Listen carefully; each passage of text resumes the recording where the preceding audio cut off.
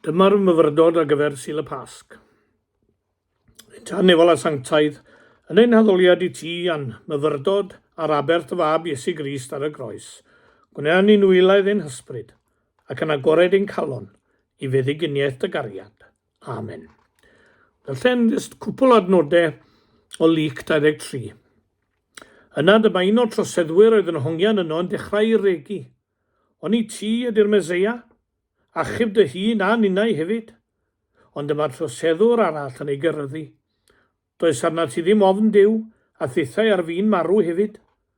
Dyn ni'n heiddi cael ein cosbi am yr hyn wnaethon ni. Ond aeth hwn ddim byd o'i le.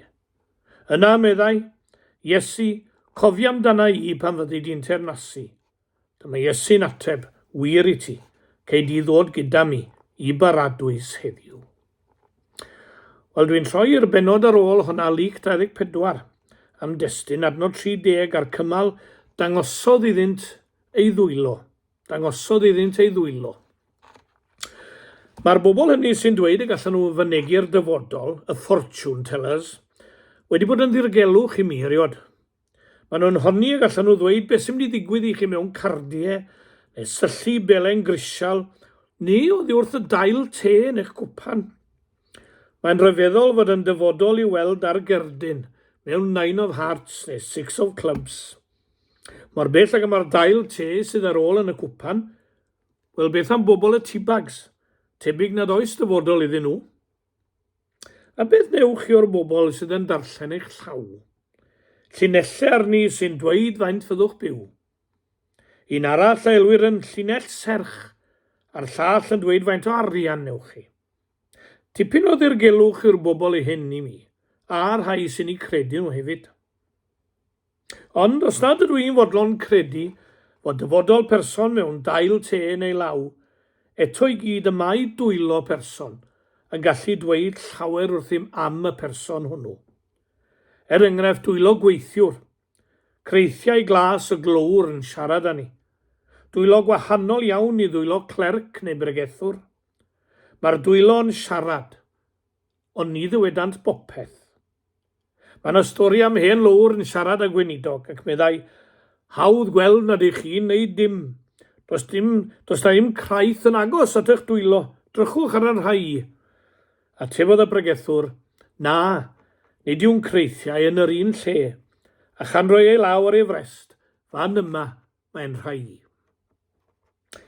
Mae perfformwyr y dwyrain yn gwneud defnydd mawr o'i dwylo wrth ddawnsio, cyflwynant i neges drwy ddefnyddio o'i dwylo. Bydd y myd yn siarad gyda'i dwylo. Ond i ddefnyddio ni na'i ddwylo i bwysleisio rhyw neges neu agwedd, mae dwylo'n dweud llawer wrthym. Yma yn Luc 24 mae'r Iesu atgyfodedig yn dod i ganol y disgyblion. Weithiau wedi ei brawychu a gofni dybiasant weled ohonynt ysbryd, a mae'r Iesu'n gofyn iddynt, paham y mae amheuon yn codi'n eich meddyliau? Mae fi yw, mae fi fy hun. Wrth ddweud hyn, dangosodd ei ddwylo iddynt. I ddangos ôl yr hoelion siwr o fod, ond gadewch i ni ofyn cwestiwn fel hyn i gychwyn. Sut ddwylo oedd dwylo Iesu Grist? Wel, yn y lle cyntaf, dwylo gweddiwr iddynt. Wrth feddwl am yr adrodd yna, dwylo gweddiwr, mae dau beth yn dod i'r cof i mi. Y darlun praying hands. Dim ond dwy law mewn ystym gweddi sydd yn y llun. Does dim corff, traed na wyneb, dim ond dwy law. Dim cefndir, dim eglwys, allor, croes, dim.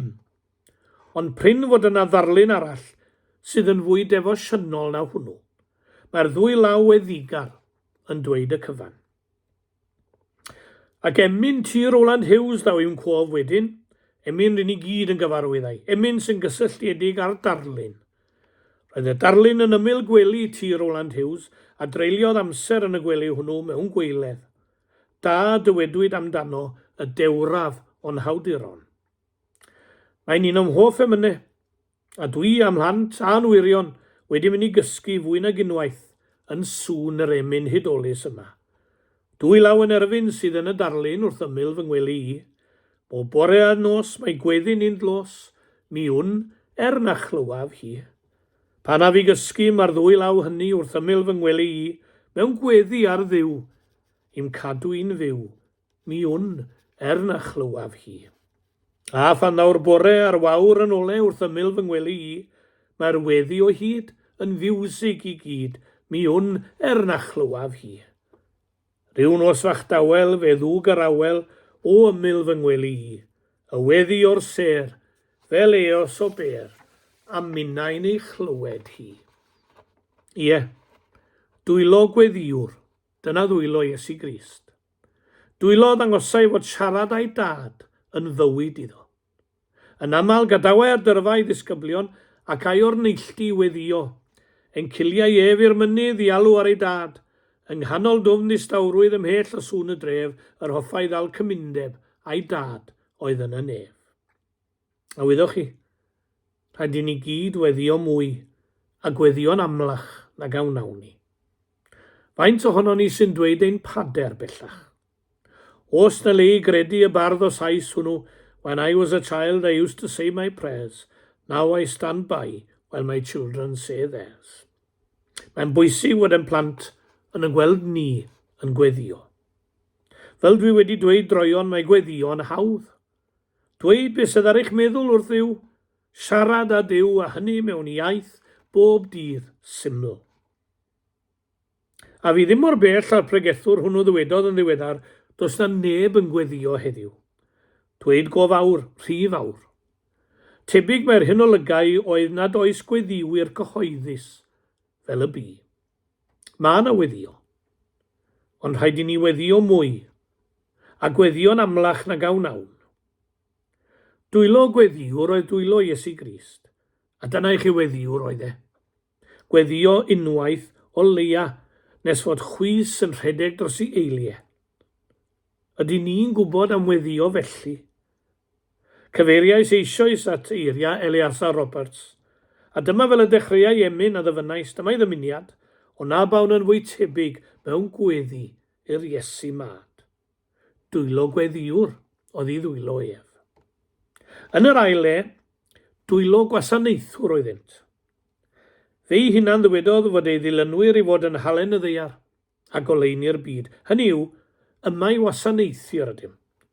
Ac os dangosodd rhywun erioed sut I wasanaethu cydyn, Iesu Grist wnaeth hynny. Y dwylo hyn gododd ddynion ar ei traed. Dyma'r dwylo wnaeth glau a'i osod ar lygaid y gŵr dall hwnnw.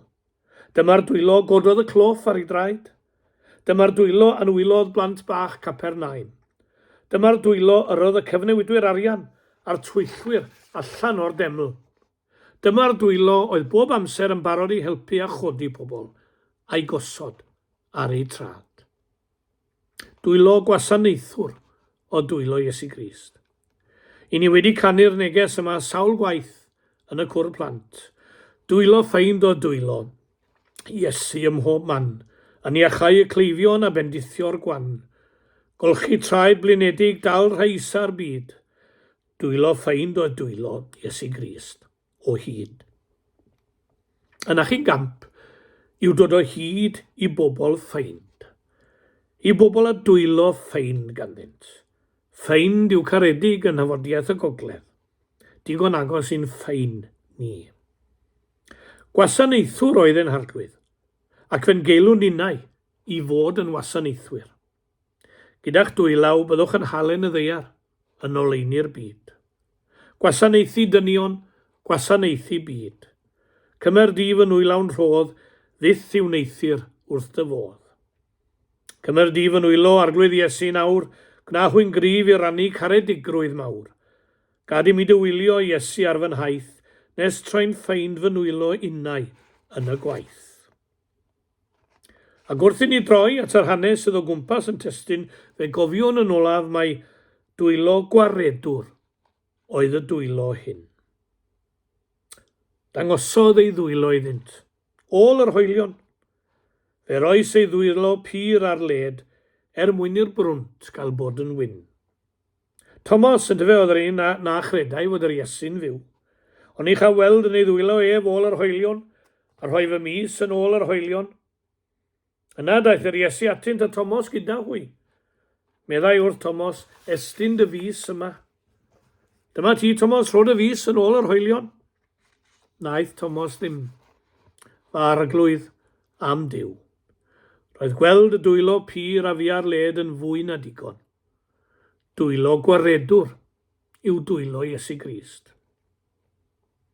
Fe all ein dwylo ni fod yn debycach i ddwylo'r Iesu, gweddigar, gwasanaethgar. Ond wrth sôn am ddwylo gwaredwr, gwelir mor unigryw yw'r person hwn. Dyn ni mewn cyfnod cwerylgar, rhyfelgar, hiliol, creulon. Mae gennym broblemau fyrdd a dyw dyn yn methu setlo. Ac fel dywedodd un, angen ein cyfnod ni yw gwaredwr arall. Pam? Beth fydden iddo fe wneud? Fe naeth Iesu Grist bopeth sydd a fydd eisiau. Unwaith am byth oedd ddigon i wisgo'r goron rhain, un Iesu croesoeliedig yn feddyg drwy'r holl fyd. Fe yw'r gwaredwr. Fe'i croeshoeliwyd ar galfaria i ddwylo ar led, ac ni ddiant byth at ei gilydd nes iddo gofleidio'r holl fyd. Mae yna athrawiaeth fod Crist i ddod eto, ond does dim yn dweud ei fod i farw eto. Dwylo gwaredwr ddangoswyd iddynt yn adnod yn testyn ni. A dyma'r dwylo'r imninau yn cofio'n ddiolchgar amdanynt wrth fwrdd y cymyn. Siwrnau sir i hen sorod, ges i bwll atgas isod. Ond a phardwn dacwn dod, lawer i olwr i'w waelod. Llaw y mab, mae llaw i mi, llaw i esgyn rhag llosgi. A beth am? Arwen yr groglith ar Sul y Pasg, beth am i ddwylo ef? Rhod y law yn llaw y gŵr o Galilea, rhod y law yn llaw y gŵr sy'n madda beia. Mwyn ei enw. Amen. Gawn ni orffen gyda gair o weddi. O dad, i ddofal tragwyddol y cyflwynwn yn hunain a'n gilydd, yn teuluoedd a'n heglwys yn gwlad a'n byd. Diolchwn y breichiad y gariad yn ddigon mawr i gofleidio'r holl fyd, a bod pwy bynnag sy'n credu yn dy fab yn etifeddu bywyd tragwyddol. Cyflwynwn i ddofal ein hanwyliad a'n cyfeillion sy'n llesg ei hiechyd, a phawb sy'n teimlo pwysau beichiau bywyd yn ei llethu, yn dydrigaredd cynnal hwy yn dyner athgariad, ac arllwys y dangnefedd i'w calonnau. Gweddiwn dros dy weithwyr ym mhob man, o dad nerthau breichiau, a chynnal ei ysbrydoedd i gyflawni dy ewyllus sanctaidd, a chadw ninnau rhag anghofio bod yr hwn am prynodd ar y groes yn deilwng o bob awr o'n hoes. Rwy'n i arglwydd glistiau i glywed, a chalonnau i'w rando ar dy lais di uwch law lleisiau'r byd. Cymorth nydd clywed yn llefaru trwy leisiau dy greadigaeth, trwy firmur yr afon, sibrwd yr awel a chan yr aderyn. Cymorth nydd clywed yn llefaru trwy ddigwyddiadau beunyddiol bywyd, trwy eiriau'n cyd-ddynion, trwy seiniau cerddoriaeth, a thrwy bob profiad llawen.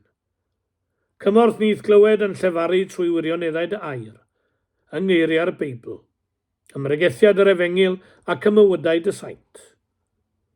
Cymorth nydd clywed yn llefaru ymywyd a pherson dy fab Iesu Grist, yn ei ddysgeidiaeth bir, yn ei weithredoedd nerthol, ac yng ngrym ei angau a'i atgyfodiad. Cymorth nydd clywed yn llefaru yn nistawrwydd yr eiliadau hyn. Disg ni ddisgwyl wrthyt, i wrando arnat, dderbyn dy air yn llawen, ac i ymateb yn ifydd, ac yn eiddgar i thalwadau arno. Golea bob un sy'n mewn tristwch a fiechyd, unigrwydd a gofid, llewyrchar ei llwybrau, a gad iddynt yn doleini, gerdded pob cam o'r daith yn ddirgel. Diolch i ti am ein goleuo ni, y Pasg yma eto, a rhoi'n i'r cyfle i atgoffa'n gilydd o neges fawr yr wyl. Amen.